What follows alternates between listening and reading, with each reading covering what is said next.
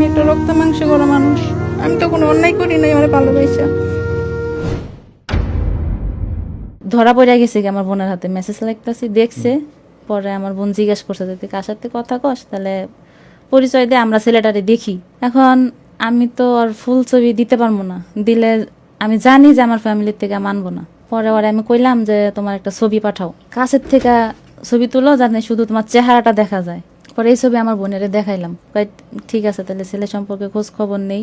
পরে আমার ফ্যামিলি থেকে ওর ফ্যামিলি কথাবার্তা হইলো, ওদের বাড়িতে যাওয়ার কথা আমাদের ছিল, ডেটও ফাইনাল হয়েছে। হওয়ার পরে হঠাৎ করে আমার বোনের কি জানে মনে হইলো, কয় কি ছেলেটার আমি ভিডিও কলে দেখবো। ভিডিও কলে তো আর দেখানো সম্ভব না, কারণ দেখাইতে গেলেই তো আমি ধরা পড়া যাবো যে আসল কি সমস্যা। আর ধরা পড়লে তো ওই জায়গায় আমার বিয়ে দিব না।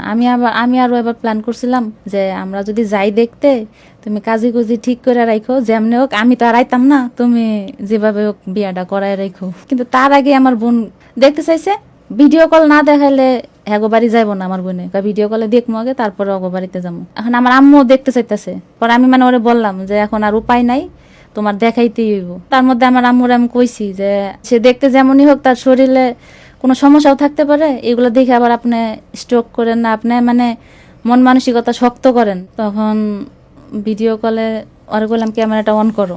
অন করার পরে ওরে দেখলো। তারপরে আমার আম্মু হঠাৎ করে কইতেছে, বাবা একটু তুমি হাইটা দেখাও তো। আগের দিনে মেয়েদের হাঁটা দেখতো ছেলের বাড়ির লোকেরা দেখতে আসলে, যেন আমার আম্মু উল্টা কথা কইছে যে তুমি একটু হাইটা দেখাও, তোমার হাঁটা দেখবো। তখন তো আর হাঁটতে পারবে না, ও তখন চুপচাপ নীরব, কোনো কথা কইতেছে না। পরে ওরে কইলাম যে তুমি একটু মোবাইলটা দূরে রাখো, দেখুক তোমার পুরাপুরি। পরে পুরাপুরি দেখছে কিছুটা। তারপরে আমি কইলাম যে আম্মা ওই দেখতে যেমনই হোক আমি ওরে ভালোবাসা ফেলাইছি, ওরে আমি বিয়া করবো, ওরা আপনি অমত করেন না, যেভাবে হোক আমি ওরে বিয়া করবো, এতে আপনার রাজি হইতেই হইব। আমি তখন আমি যে কি কইছি, বাচ্চারা যেমন কোনো কিছু চাইলে ওটা না পাইলে যেমন মাটিতে শুয়ে গড়াগড়ি করে, এরকম একটা অবস্থা হয়ে গেছিল আমার। পরে তো আমার ফ্যামিলি থেকে আমার এখন অনেক শাসন করতেছে, বুঝাইতেছে, অনেক বুঝাইছে যে এটা তোর জন্য না। আমার একটাই কথা যে না, আমি ওরে কথা দিছি, আমি ওরে বিয়া করবোই যেমনি হোক। এখন ওর মতো মানুষের আমি কথা দিছি, এই কথা আমি ফেরত নিতে পারবো না, বা আমি তারে ধোকা দিতে পারবো না। এমনি ওর কষ্টের জীবন, ওরে আমি নতুন করে কোনো কষ্ট দিতে পারবো না। একদিন সারা রাত 3টা 3:30 পর্যন্ত আমার বোন দুলাভাই আমারে বুঝাইছে, অনেক কান্নাকাটিও করছে যে না এটা তোর জন্য না।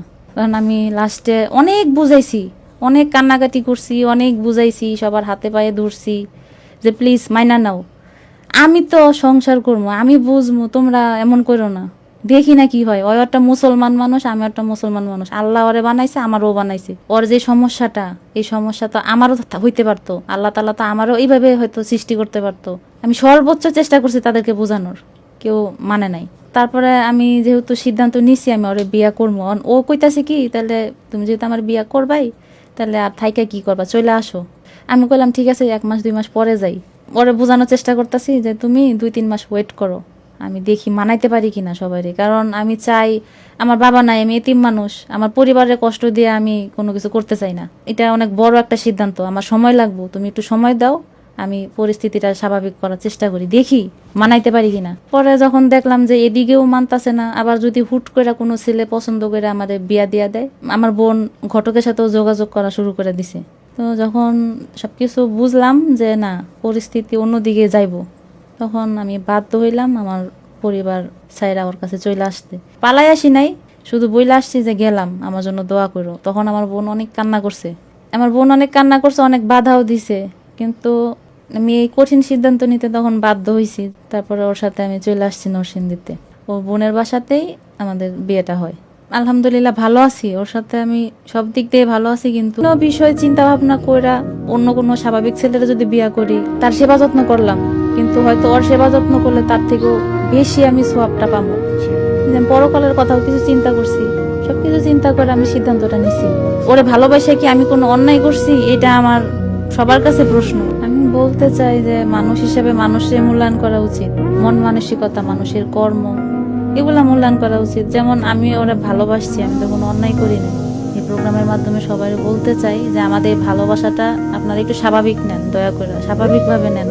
ভালো কথা বলতে না পারলেও অন্তত এমন কিছু বললেন না যাতে আমি কষ্ট পাই, কারণ আমি একটা রক্ত মাংস করা মানুষ, আমি তো কোনো অন্যায় করি নাই আমার ভালোবাসা। এমন একজন সুশ্রী সুন্দরী একজন মেয়েকে বউ হিসাবে পেয়ে আপনার অনুভূতি কেমন? আলহামদুলিল্লাহ, আমি ওকে পেয়ে, আমার জীবন সঙ্গী হিসেবে পেয়ে আমি মহান আল্লাহ তাআলার কাছে খুবই শুকরিয়া আদায় করি। আমি এতটাই সুখে আছি, এতটাই আনন্দে আছি, মানে দাম্পত্য জীবন এটা ভাষায় প্রকাশ করার মতো না। আলহামদুলিল্লাহ, তাকে পেয়ে আমি অনেক ধন্য। তার পরিবার এবং আমার পরিবারের প্রতি আমার বিশেষভাবে অনুরোধ, আপনারা আমাদেরকে, আপনাদের সম্পর্ক মেনে নিন, আমাদেরকে দিয়ে আর কত কথা বললেন না।